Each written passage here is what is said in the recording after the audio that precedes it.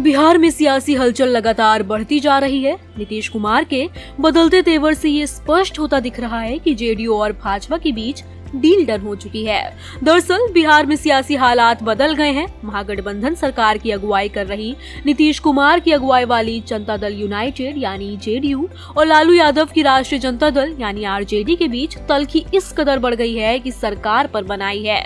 सूत्रों के हवाले से खबरें यहाँ तक चल गई कि नई कैबिनेट में कौन होगा, डिप्टी कौन होगा, लेकिन समझने वाली बात यह है कि बिहार का अंक गणित बहुत टाइट है। जरा सी गुंजाइश और बना बनाया गेम बिगड़ सकता है। बिहार विधानसभा में कुल सीटें 243 हैं।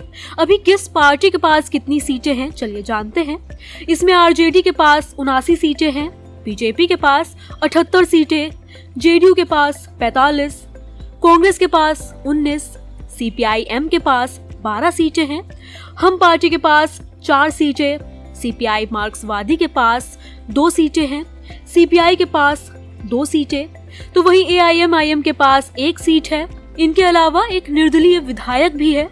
बीजेपी से लेकर जेडीयू और आरजेडी तक तीनों खेमों में हलचल है। जेडीयू ने अपने सभी विधायकों से तत्काल पटना पहुंचने के लिए कहा है, वहीं आरजेडी ने भी अपनी तैयारियां तेज कर ली हैं। उधर आरजेडी ने 27 जनवरी को राबड़ी देवी के आवास पर विधायकों की आपात बैठक बुला ली है।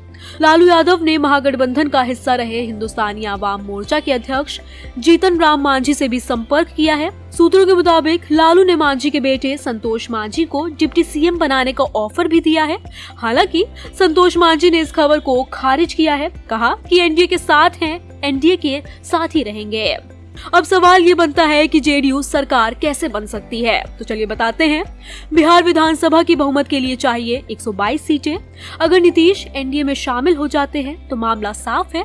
भाजपा, जेडीयू और हम की सीटें मिलकर होती हैं 127, माने बहुमत से 5 ज्यादा।